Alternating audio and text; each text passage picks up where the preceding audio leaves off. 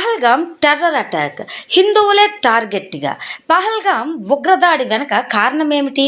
ఇటువంటి interesting topics అన్నిటినీ కూడా ఈరోజు ఈ వీడియోలో కవర్ చేయడం జరుగుతుంది. వీడియోని స్కిప్ చేయకుండా ఎండ్ వరకు చూడండి.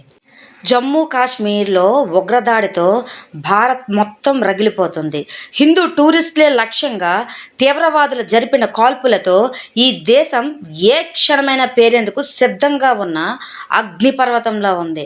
టెర్రరిస్టులు కేవలం హిందువులనే ఎంపిక చేసుకొని మరీ దాడి చేయడానికి కారణం ఏంటి?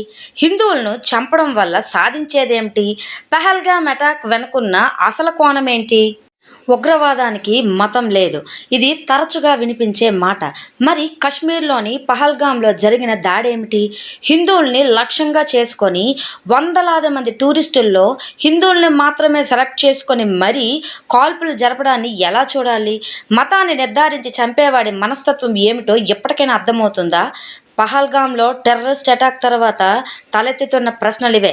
ఉగ్రవాదానికి మతం లేదని వాదించే వాళ్ళందరికీ మంచుకొండల్లో జరిగిన ఈ మారణ హోమమే ఒక బిగ్ ఎగ్జాంపుల్గా చెప్పుకోవచ్చు. మతం పేరిట మంటలు రేపడమే టెర్రరిస్టుల లక్ష్యమా? ఉగ్రవాదులకే కాదు, ఉగ్రవాదానికి కూడా మతం ఉందని రుజువు చేసిన తీవ్రమైన దాడి ఇది. పహల్గామ్ తీవ్రవాదంలో మతం మాత్రమే ఉంది. ఉగ్రవాద సంస్థలన్నీ హిందూ మతాన్ని ద్వేషిస్తాయని, ఉగ్రవాదులంతా హిందూ సమాజానికి వ్యతిరేకంగా పనిచేస్తారనే విషయం పహల్గామ్ ఉగ్రదాడిలో తేలిపోయింది. హిందువులే లక్ష్యంగా చేసుకొని చేసిన ఈ దాడిలో కశ్మీర్ సరిహద్దుల్లోకి చొరబడే ఉగ్రవాదుల లక్ష్యమేమిటో స్పష్టంగా తెలిసింది. మన దేశంలో మతం పేరిట మంటలు రేపడమే టెర్రరిస్టుల ఏకైక లక్ష్యమని అర్థమవుతుంది. అందుకోసమే పహల్గామ్లో హిందూ టూరిస్టులను ఎంచుకొని మరీ చంపేశారనే వాదనలు బలపడుతున్నాయి.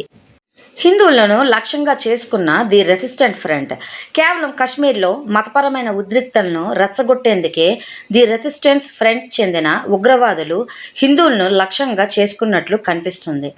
ఆ రాష్ట్రంలో హిందూ ముస్లిం విభజనను పెంచి అస్థిరతను సృష్టించేందుకు ప్రయత్నించారని తెలుస్తుంది.